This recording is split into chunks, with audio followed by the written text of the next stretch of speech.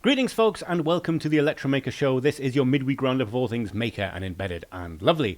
So it's been Pi Day and we're going to look at some Raspberry Pi projects to celebrate that. But also Doom has come to the RP2040 because, well, of course it has.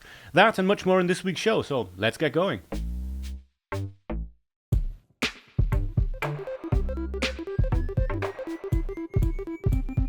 So just before we get started this week, I want to say right off the bat, the Blues Wireless competition, we're going to extend it for another week. You may remember last week in the show we said we were going to give away the Notecard and the base plate, and we still are. But it turns out a few people got in touch and said, oh, I didn't hear about this contest. This episode didn't show up in my subscription box, which is something that happens on YouTube from time to time for reasons unknown. So just to make sure it's fair and everyone gets a chance to enter, we're going to draw that competition next week. If you have no idea what I'm talking about, in last week's video we started a competition to give away the Blues Wireless Note Card.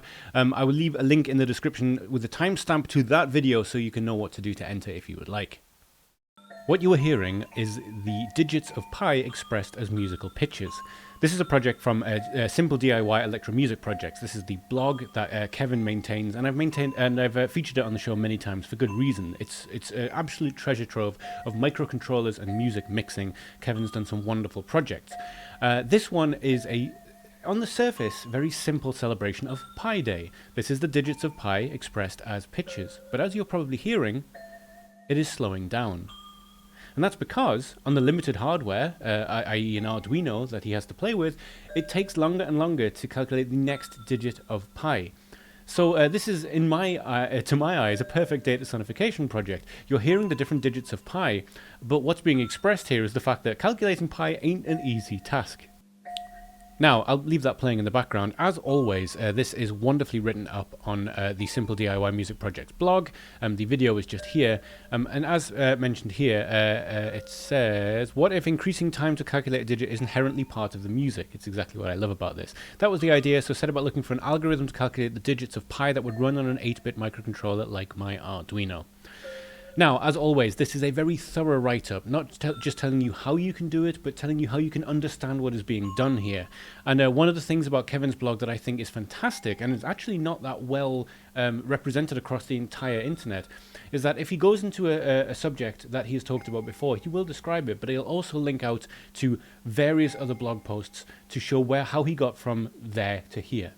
I've said many times before that this is one of my favorite blogs, and it is very difficult not to feature it on the show a lot with my proclivity for microcontrollers and music. But what with what Pi Day having passed in the previous week and such a beautiful Pi-based synthesizer here, I thought, it's something that we really should open the show with this week. Now, does it run Doom has become the slightly joking rallying cry of anyone talking about hardware, and Doom has now made its way to the Raspberry Pi's custom silicon, the RP2040, because it was always going to happen. But the implementation that Graham Sanderson, this project's creator, came up with is actually kind of amazing when you think of the limitations of the RP2040. For a start, it has just 256 kilobytes of RAM, which is not much, but it also only has 2 megabytes of onboard flash, which is way more than the 4 megabytes of the original shareware version of Doom. And as mentioned, Graham Sanderson, the creator, wasn't going to take any compromises here either. He set himself the difficult task of running the shareware copy of Doom as it was originally intended, with the original resolution, original sound, original everything. Now, before we go on, this is, me from a while ago. It's amazing how different the show used to look, isn't it? This is the old Electro Mega show with the worst lighting and the weird background. But this is talking about the same thing. This is Doom on a pregnancy test. This is Foon Turing's Twitter account, and we were talking about this in September 2020. And this is a custom thing. He's put a custom screen in the pregnancy test. It's not running on an actual pregnancy test, but it just kind of goes to show that, this idea of getting Doom running on everything is almost a meme at this stage. But there's a very serious thing behind it as well. So I'm letting this play in the background very quietly, but obviously if you go and check the video out yourself, I'll leave a link to this news article in the description so you can. You will see that this plays, looks, and sounds exactly like the original version. In fact, if you just saw the screen and the two little speakers, you will be forgiven for thinking that this is original old school hardware it is running on. It is that good. But there's some really clever things that had to be done, and the serious side of porting Doom to everything is that every single time it happens, it is a triumph of someone taking restrictions and working well within them. In this particular case, because you only had half the space needed, there was some very clever compression that had to be done in order to get this running.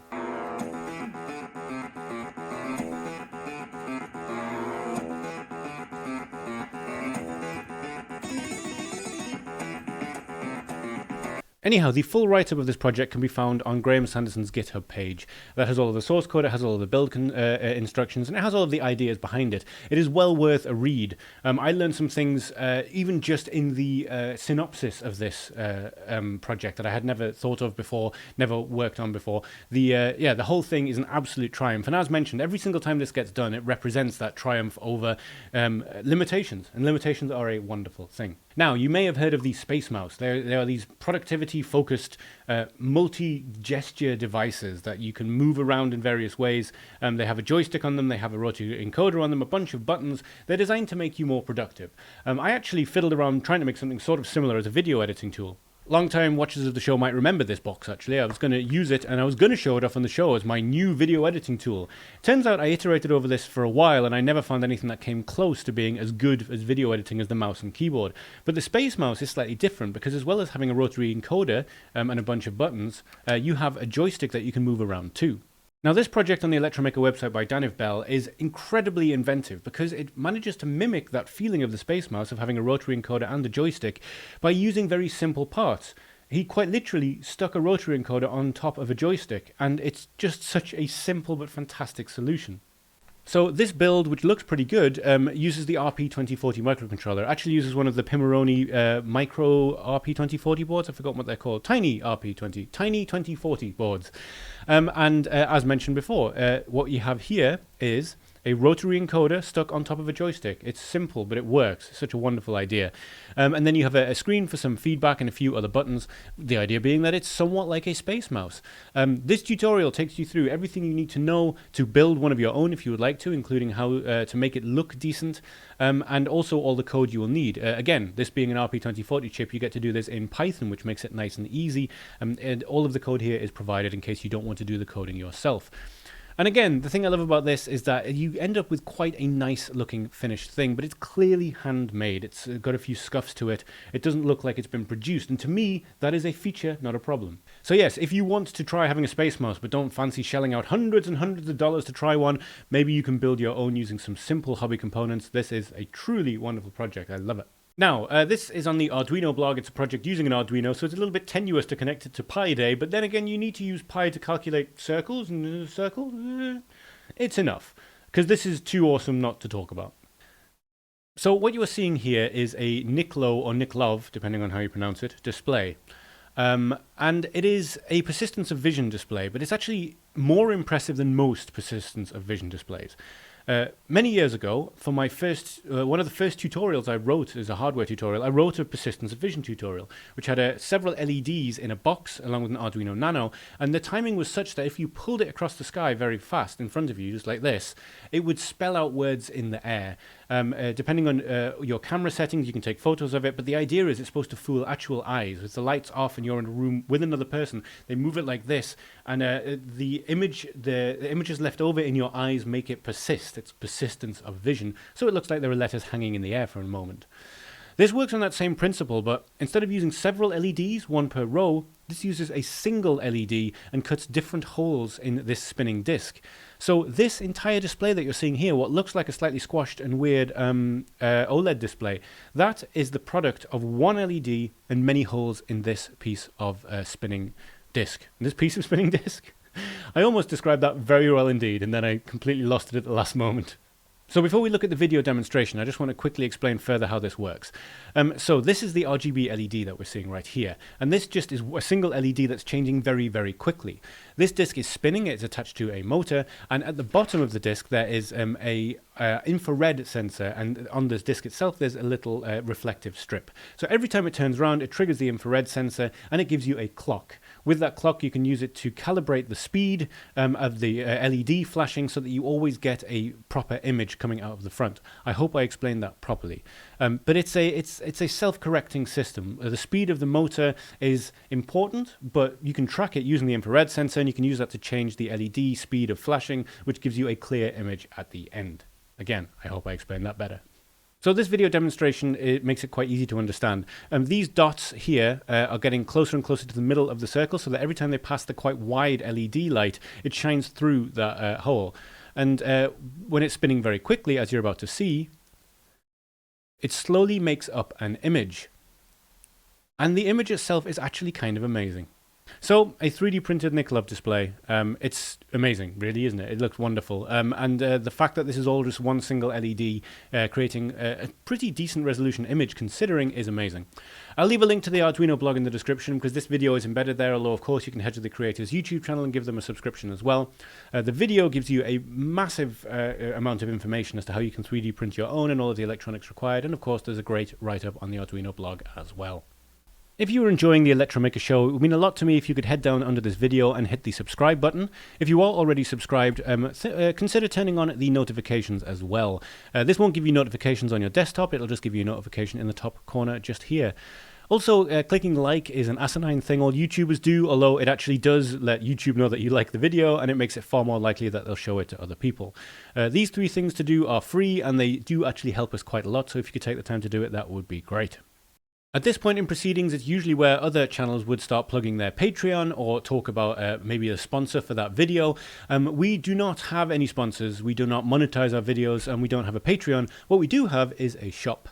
So if you are thinking of making your next maker project and you need some parts, consider heading up to the Electro Maker store. As you can see from the name scrolling across the screen right now, we stock pretty much everybody, and we stock things from the most basic beginner kits if you want to buy someone a gift, through to some actually pretty serious industrial stuff. So consider having a look at the Electro Maker store. Also, while you're here, if you look under the community tab, this is where you can upload your projects. Remember, every month we have 3 people that are going to win prizes based on those projects, and you can also head over to the Discord server and join the discussion. There's some fantastic projects posted in there. Some of them end up on the show, and some of them I just don't have space to fit in, so that's another place that you can find great inspiration and meet like-minded people. Anyway, thank you for your time. Let's get on with the rest of the show. We're moving on to the part of the show we call Funding Website Things, where we look at things on funding website, and this week we are back at Crowd Supply. And we're starting with the Halo TD-XPAH, which is, as it says, the first open source 802.11ah scalable long-range Wi-Fi development platform for engineers and experimenters. And the name is on purpose. 802.11ah is the very high frequency unlicensed band for radio waves, for Wi-Fi, sorry. And it's called Halo. That's how it's pronounced. So it's a great name. Anyway, this is a really interesting looking board. We talked recently about software-defined radios and how awesome they can be. And we talked a bit in the past about long-range Wi-Fi and different kinds of stuff. And there's always something to be careful with there. Something I've not really talked about on the show because, frankly, it's not my area of expertise and I don't understand it, is that you could buy hardware to mess around with radio bands and actually be doing it illegally in your country depending on what bands you are using. Now, normal Wi-Fi is 2.4 gigahertz up to 5 gigahertz. This goes up to something crazy, 900 gigahertz or something like that. As soon as that came out of my mouth, it sounded wrong, so I had to check. Wi-Fi Halo, as mentioned, pronounced Halo, is a Wi-Fi wireless networking standard. It uses 900 megahertz license-exempt bands. There we go. So, 900 megahertz license-exempt bands. Bear in mind that this is what it says here. This is by no means the law. Make sure that if you do want to mess around with radio bands, you're checking what's legal and okay near where you are. But yes, I'm glad that I cleared that up. So yes, this seems like a super compelling development board for a very new protocol. As it says here, it's built on Wi-Fi 6 and it adds the ability to reach a minimum of 1 kilometer, which is insane. Designed to support up to several hundred clients per access point via restricted access window, which is a form of the time division multiple access, TDMA. And if you understand what that is, great. I have no idea. I'm way out of my depth. But then again, that's why you buy something like this, isn't it? You buy a kit like this out of your depth so that you can learn how to use it, learn to develop with it, learn the ins and outs of the hardware involved so that when it comes to making your own design that incorporates it in the future, you know what you're doing. Now, this video, by the way, is using it with 2 Raspberry Pis. They're just plugging in as a USB dongle. You can use this just as a USB dongle or a standalone kit, depending on how you want to work with it. There's a lot more I could talk about here, but I'm not going to because it's not my area of expertise. If you are interested in this, you're going to know more about it than me already. So come and have a look at this page. It's already live. This isn't a pre-launch product. If you want it, you can buy one now for $99. They're trying to raise $7,900 and they have raised $2,500 already. So they're well on their way with 39 days to go. But if it's the kind of thing that you are interested in, if you want to mess around with the new forefront, the bleeding edge of long-range Wi-Fi, the Halo TD-XPAH may be worth a look. We're staying on Crowd Supply and moving to SOCORAD32, so called because it is a software-controlled radio that uses an ESP32. Now, it's a really interesting project, this, because while last week we had a Lime SDR Mini, which is the software-defined radio, Lime SDR, it's a wonderfully complex tool that you can use for all kinds of stuff, whereas this is more on the hobby end of the spectrum, and in fact, it's built into the idea. So this bit of copy kind of sums it up quite nicely, actually. Unlike using complicated SDR for amateur radio operations, SOCORAD32 is an amateur radio-tailored device that makes things simpler. Using simple AT commands, users can configure the audio volume, tone squelching, CTC-SS and CDSS codes, etc. So it's no surprise that it looks a little bit like a walkie-talkie, and in fact, if you solder a speaker and a battery onto the terminals that are exposed here, it can be exactly that.